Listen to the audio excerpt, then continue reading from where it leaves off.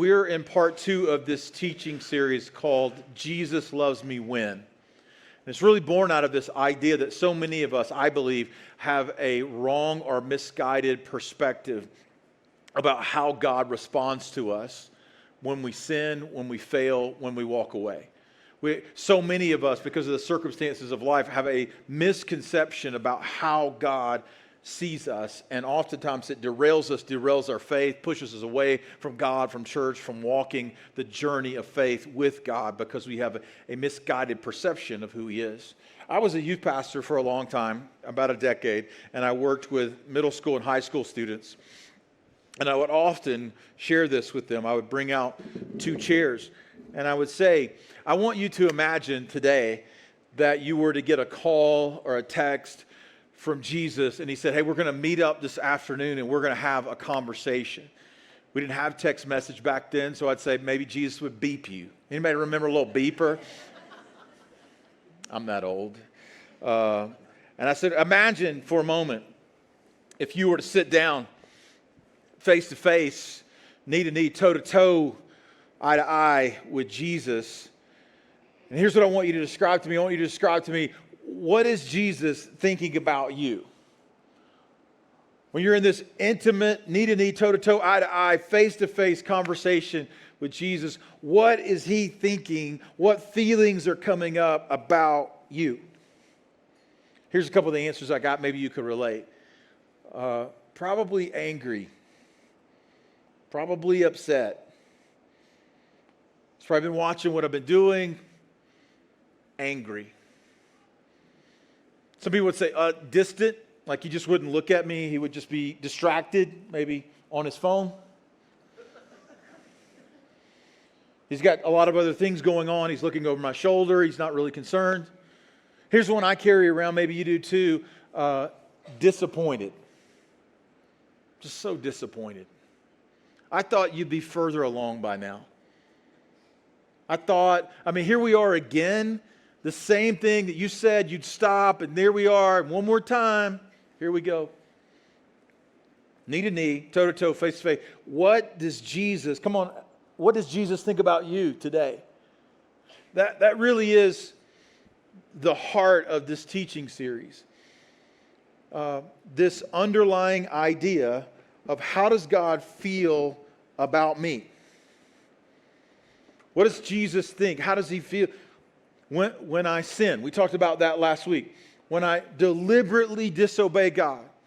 Next week we're going to talk about what does it look like when I walk away from God, sometimes for a long time. And today we're going to talk about Jesus loves me when I fail. Now, I know that's just slightly different maybe in our concept of sin, but I want to look at it from a different angle. Here's what I mean by fail. I mean you're trying, you have a desire, you're taking 3 or 4 steps forward in faith, but it feels like every time you take a step forward, you take 10 steps back. Here's what I mean by failing, is that I'm unsuccessful in achieving my goal. I neglect to do something. I said I would do it, and then I don't. I have good intentions, but then I fall through. I have a desire to make a difference in my life, change things, but it just doesn't seem to work out. I feel like I'm failing. I just can't tell you how many people I talk to that feel like I'm trying, but I feel like I'm failing. In faith, in family, marriage, business. In our community, we have massively high expectations of ourselves. Massively high expectations about what we're going to accomplish career-wise, financially, how well our kids are doing, the kind of home that we live in, what we drive. Like, we have high expectations of ourselves. And sometimes that's a good thing. I like chasing excellence. I like working hard. I like going after big things. But inevitably, that can become exhausting. In light of Mother's Day, I wrote a few things down. I've been asking a few people, ladies in my circle. A lot of the moms have what they would describe as mom guilt. Anybody have some mom guilt in the room? Here's what mom guilt looks like. I'm trying. I'm giving everything I have, but I constantly feel like I'm falling just a little bit short. Maybe you just feel conflicted a lot. Like, hey, I'm having to work right now. Maybe you got little ones, and I'm working, but I really wish I was at home. I feel like I'm missing a lot of moments with my little one. Sometimes you're staying at home, and you wish you were working because you're like, I have a degree, and I have skills, and I have stuff to offer to the world, but it feels like in this season of life, I'm just kind of stuck over here. I have this image about what I want my home to look like, but I don't ever feel like I can get all of those dominoes in a row. I can't get my ducks in a row. I can't even find my ducks. I don't even know where the ducks are. The laundry's piled up to the ceiling. I fed my kids chicken nuggets 4 days in a row because that's what they'll eat. I look around to everybody else, and it seems like they've got everything together, but we don't. It feels like I'm worried about my kids. I'm balancing the homework thing, and I'm just giving everything of myself. I feel like with my kids, I have no appreciation. Like I'm doing everything I can, but they don't recognize it. They don't appreciate it. And then when I take a little bit of time for myself, I feel selfish. Anybody know what I'm talking about, moms? It's not just for moms, obviously. We feel like we're just falling short in so many areas. Maybe you're a student and you're trying to get into a school, trying to get the right grade. You're working as hard as you can, but it feels like other people are getting ahead. Maybe you're a young adult, getting out, starting your career. It feels like other people have opportunities that you don't have. You're comparing your life with other people's lives that you're seeing, and you go, why are they going so much further, faster? Many times you're a young adult and you're comparing your life currently with where your parents are 2 decades ahead of you. And you're like, why can't we? Because it took 2 decades to get there. And the world has changed significantly. And it doesn't help that all of us have this little comparison rectangle in our pockets that we carry around with us everywhere, right? And we're just scrolling through, looking at everybody's perfect life. Because now social media, perfect is normal. If you're just kind of getting by, like, hey, we don't have time for that. Who wants to look at that? We don't look at perfect. So maybe you can relate with this. Maybe, ladies, you're following someone on social media. You like to look at their little feed. They're a lifestyle influencer. That's a real thing. You didn't know. Like when you were growing up, you didn't have that box to check on your career day, but that's a real thing. She's got 2 kids and an amazing husband. He's got 6-pack abs. They have 2 Labradoodles. Her house is always clean. She started her own clothing brand. She's an author. They vacation in Italy. She loves to ride horses. They're digging a well in Africa. She's milked her goat early this morning to make a little cheese. As she walked by her chickens and made some organic scones on her way to hot yoga and volunteering in her 2nd grader's class in her brand new Escalade. And that was a Tuesday. Anybody know what I'm talking about? You're like, I didn't get a shower this week. 2 days this week I did not get a shower. My kid has boogers in their hair. What is going on?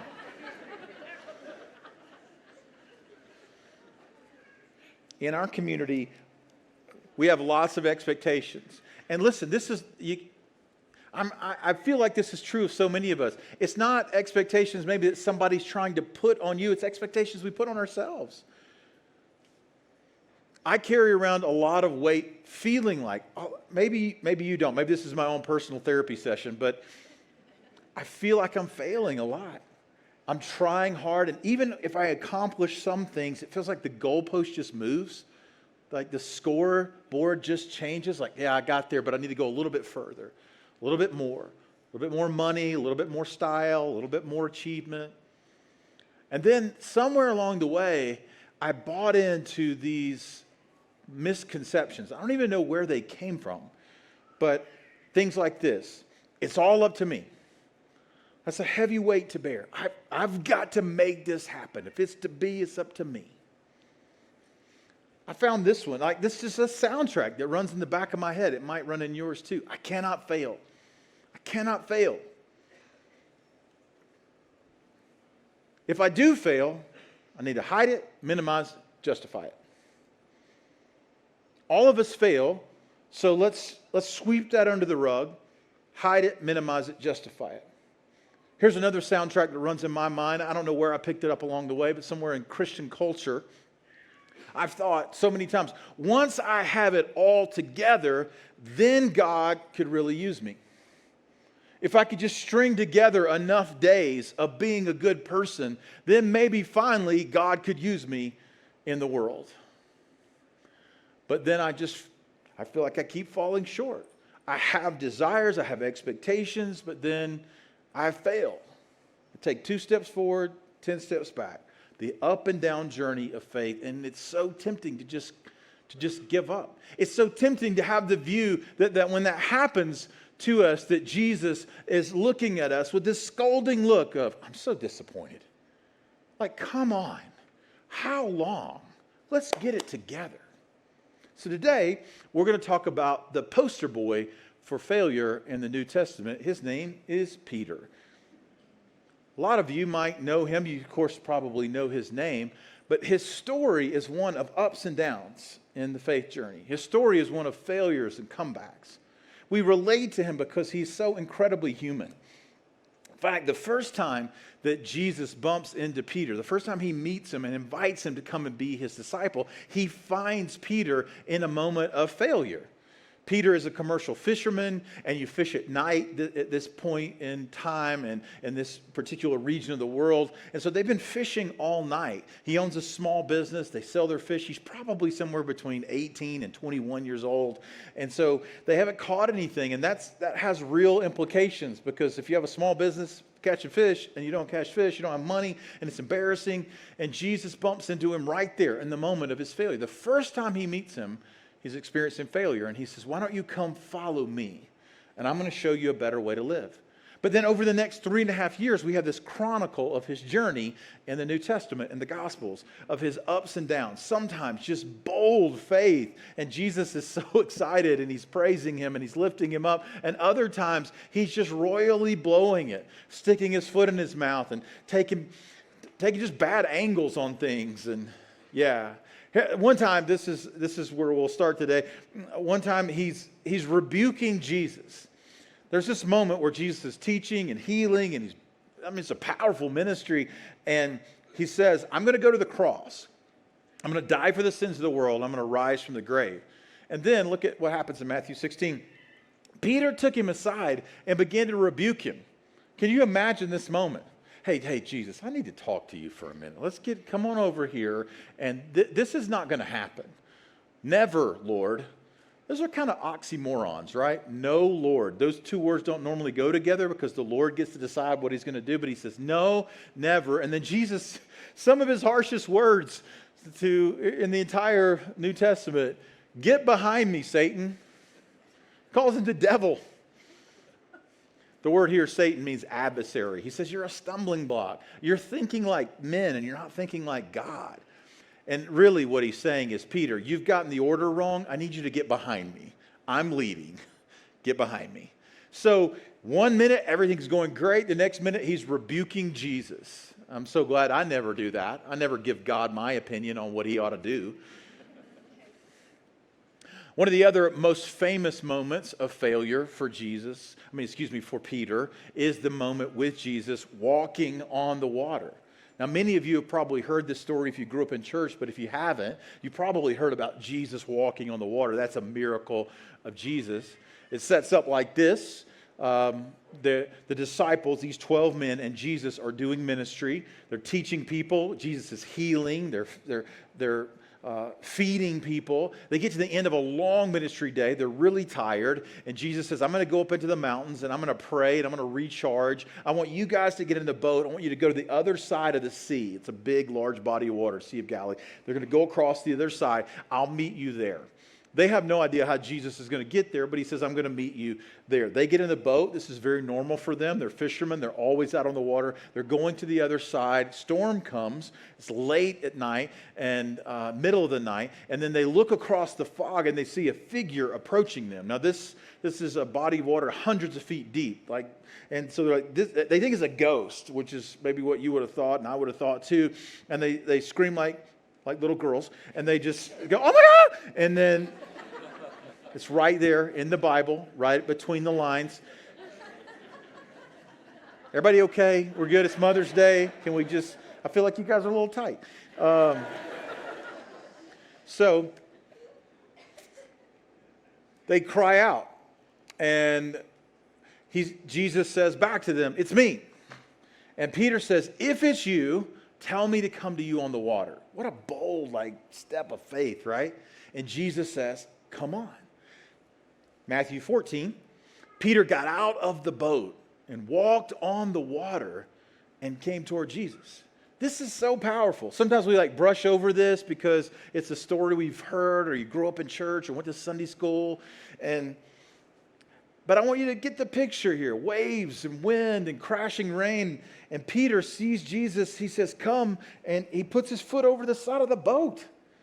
Ooh, it's solid. And starts to walk toward Jesus. You know what probably happens, you probably know. But when he saw the wind, the waves, he gets afraid. He looks around, takes his eyes off Jesus, looks around at the storm going, "Oh no, men don't walk on water." And then it says he starts to, sink. And at this moment we go, what a failure. Oh my gosh, I can't believe. He starts to sink, he cries out, "Lord, save me." Then it says, immediately. Immediately is a good word in this verse, right? Immediately, Jesus reaches out his hand, catches him, and then he says this. It's not harsh in the language of the Bible. It's not harsh. He says, "You had such little faith. Why did you doubt? Why did you take your eyes off of me? You were doing so good." And then, love this, they climb into the boat, the wind dies down, and then those who were in the boat, which is all of them, now there's 13 people in the boat, those 12 disciples, they begin to worship Jesus, saying, "Truly, you are the Son of God." This is very important. You got to get this. The first failure is just, sticking your foot in your mouth. You spoke up when you shouldn't have. Jesus corrects him. The second failure is one of faith, trying. We get on Peter, and this is what we fixate on. We fixate on him sinking. And why did you take your eyes off Jesus? But listen, he's the only one out of the boat. There's 11 other boat huggers and Peter. The only guy to ever say, "Yeah, me too. I was with Jesus."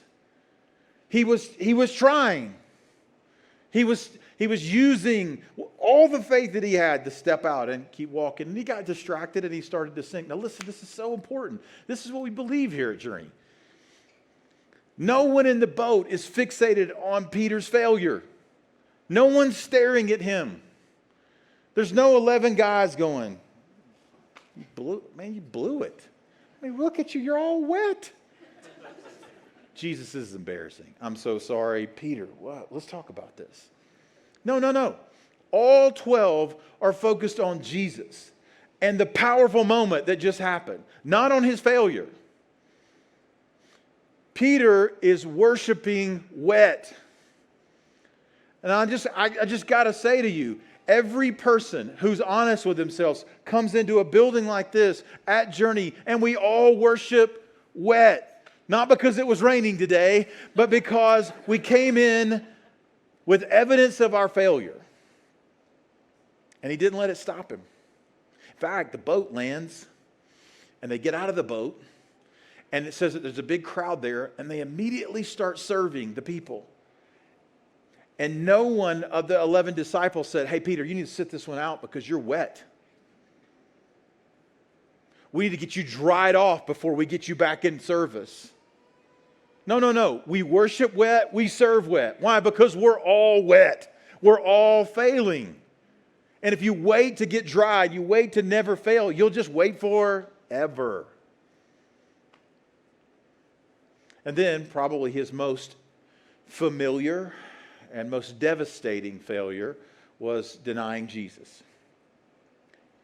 You probably know this if you've been around church, but so on the last night that Jesus is with his disciples, they're gathered in this upper room, and he institutes the Lord's Supper or communion. He's doing all this teaching. He washes their feet, and he says to them, "All of you are going to desert me. One of you will betray me. You'll all abandon me." And Peter speaks up because he's loud, brash, and he says, "Not me. I will never abandon you. These other jokers, they might, but not me. I'm with you." Jesus quietly, confidently says, "Yes, you will." In fact, he says, hey, Satan has asked to sift you, but I prayed for you so that when you do come back, you'll encourage other people. He says, in fact, before the sun comes up, before the rooster crows, you're going to deny me 3 times. Peter doesn't believe him, but then they come and arrest him, and everybody scatters. But Peter stays close by.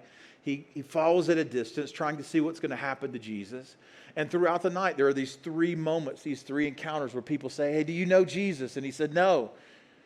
And then the second time, no. And then he's standing by this fire and he's warming himself. He's trying to look through the crowd to see what's happening in the home to Jesus. And a little girl comes up, a servant girl, and she says, I think I've seen you with him before. And he cusses at her and says, I don't know the guy.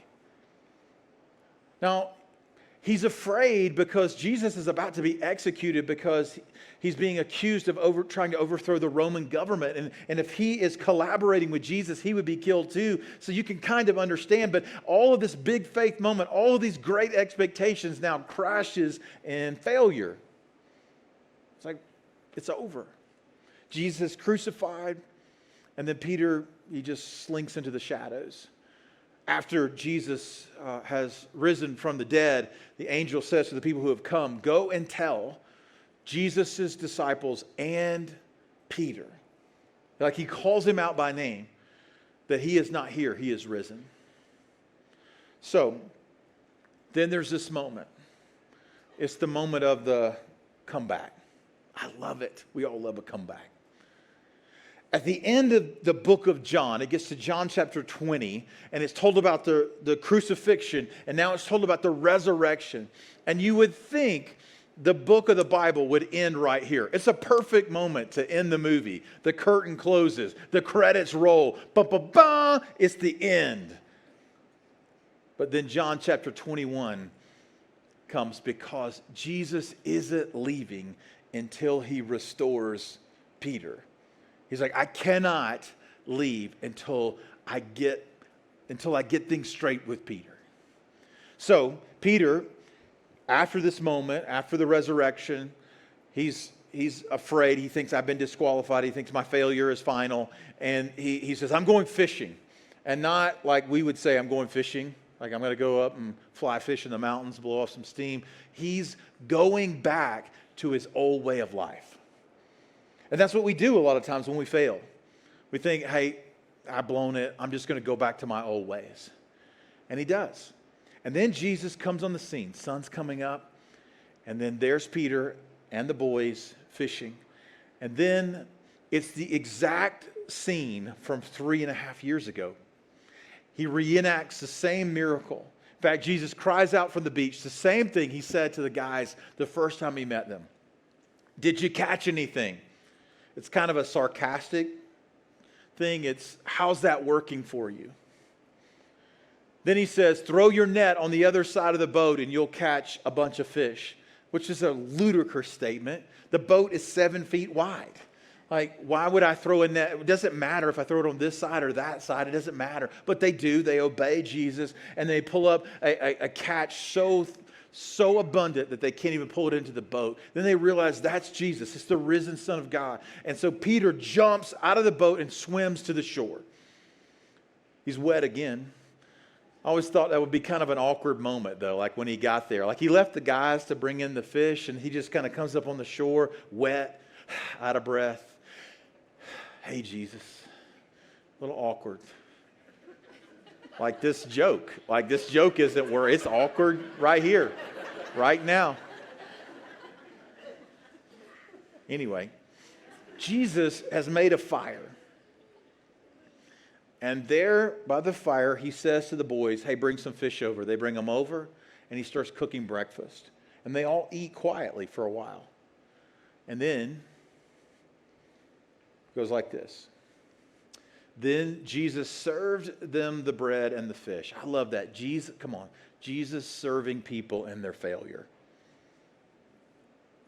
Come on. Jesus, in the moment of their failure, you know they're all embarrassed because he's like, hey, come on, let me serve you again. Last time we were together, I was washing your feet. Now I'm serving breakfast. He's a good cook. Not gluten-free, by the way. Okay. All right, here we go. When they had finished eating, Jesus said to Simon Peter, he focuses in on him. Your failure was big. Simon, son of John, do you love me more than these? These is like an important word. At first glance, you would think he's saying, do you love me more than these? Like these other guys. Because you acted like you did at the Last Supper. But I don't think that's what he's talking about. I think he's talking about the fish. I think he's talking about the boats. He's like, do you love me more than your old way of life? And then he responds and he says, yes, Lord, you know that I love you. And then he says, feed my lambs. Now, lambs and sheep, he's going to use both of those interchangeably. They're talking about the people of God. He says, do you love me? Well, then I have more for you. I have an assignment for you. I've got something for you to do. Your failure's not final. We're not done yet. Again, just to drive it home. Simon, son of John, do you love me? Yes, Lord, you know that I love you. Then take care of my sheep. That's 2 times. How many times did he deny him? 3. We're heading to 3. Then the 3rd time he said, Simon, son of John, do you love me? Peter was hurt because he asked him the 3rd time, do you love me? Lord, you know all things. You know I love you. Feed my sheep. You see what he's doing here is he's restoring him. It was by a fire through a servant girl that he failed, but Jesus is restoring him by a fire on the beach. He says, I can't leave until we have breakfast. I need you to know I'm not finished with you yet. In our culture, we cancel people who fail. In our culture, we discount everything they've ever done that was good. In our culture, we fire people. In our culture, we put them on a performance improvement plan. Jesus puts Peter in charge. He says, because it's not about your failure, it's about your faith. Yes, you royally failed. But if it was all about you, then you'd take glory and credit for it. But it's not. It's all about me.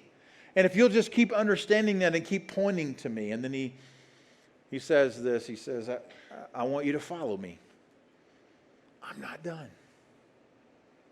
Says to him the first thing he said to him. Let's go back to the beginning. Follow me. Listen, I want you to write it down a couple of things with me today before we close. Really quickly. God uses people who fail, for there are no other kind. We all fail. I guess if God had another option, he would go with that, but he doesn't, so it's us. We all fail. God is not surprised when you fail. He saw it coming. Have you ever bought a car, like a used car, and got a Carfax report? Do you know what I'm talking about? The Carfax report tells you everything that's ever happened to that car so you can decide if you want to purchase it. Listen, Jesus has the Carfax report on you. He knows you're banged up. He knows you're leaking oil. He knows you're a little bit out of alignment. You've been wrecked up a little bit. He goes, but I still want you, and I'll pay the highest price. God can use you while he changes you. He's not looking for perfect people. He's looking for available people. God is not waiting on you to get everything right and in order to use you. In fact, your failures, your flaws might become the foundation. That pain of the past might become the foundation or the platform in which he wants to use you in the greatest way possible. We need to hear this in our culture. Listen to me. We need to hear this in this community. Perfectionism is getting in the way of your progress.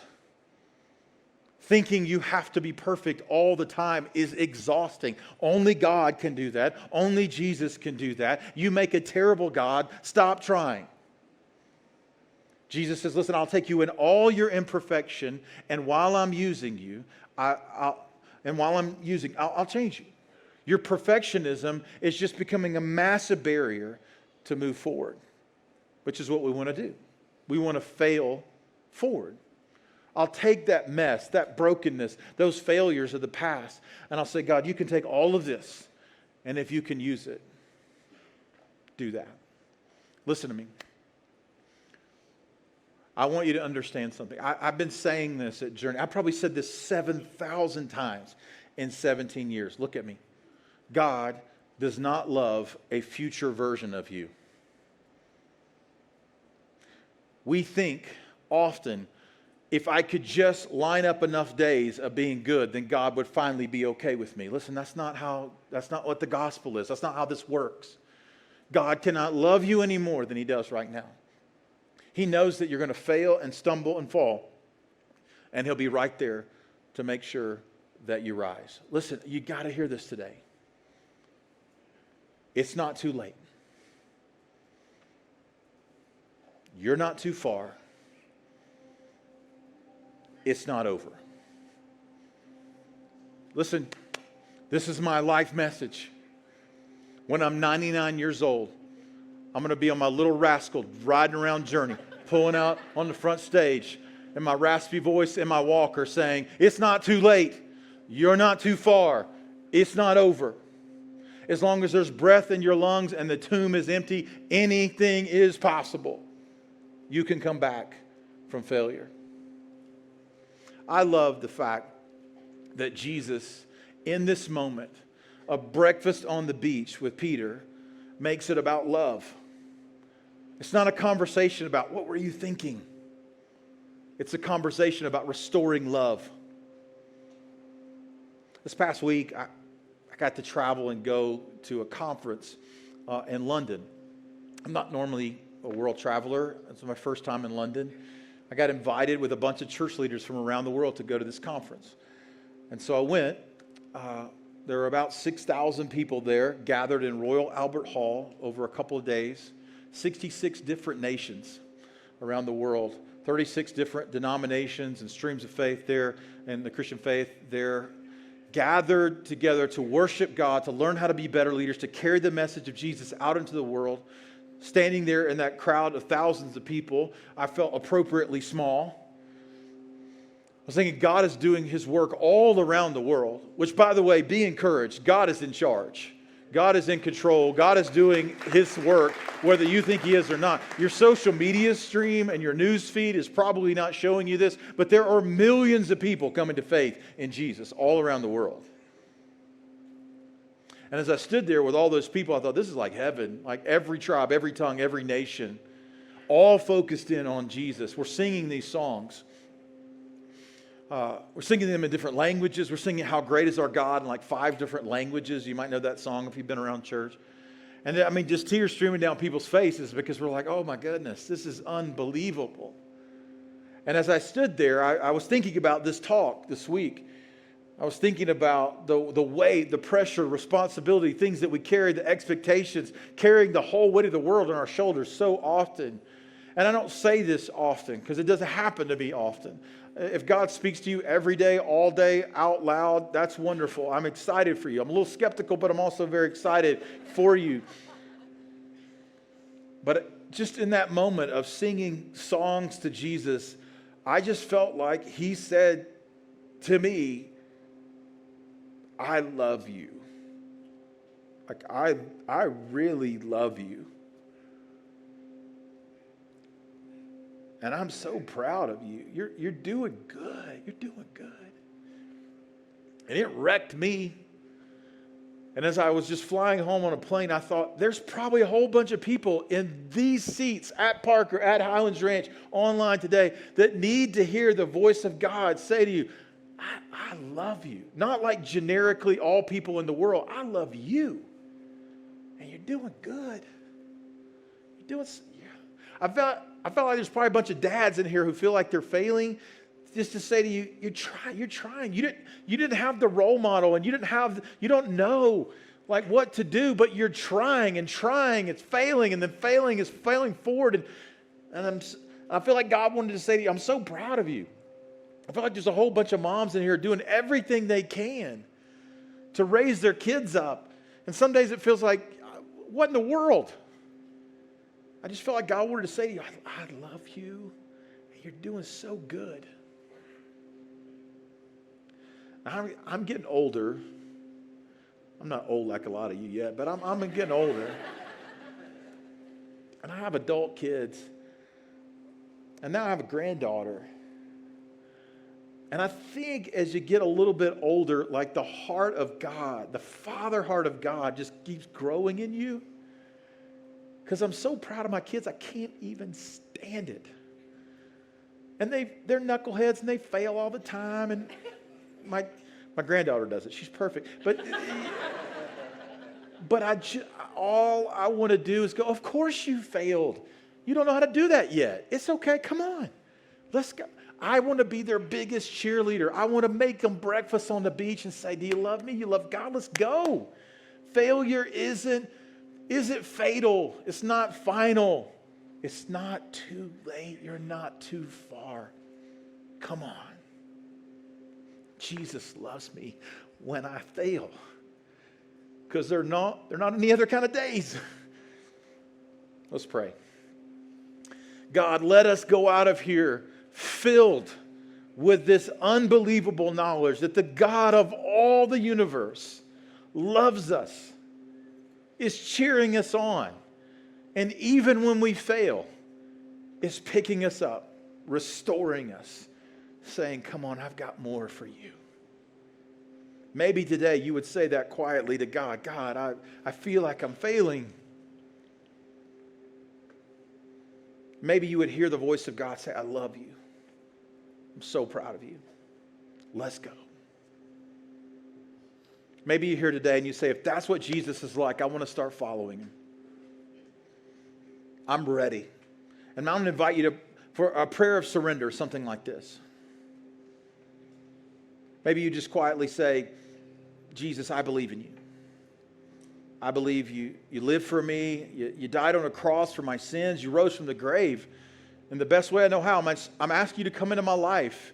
I surrender myself to you. Forgive me of all the things I've done wrong. Put me on a new path. Help me to follow you today.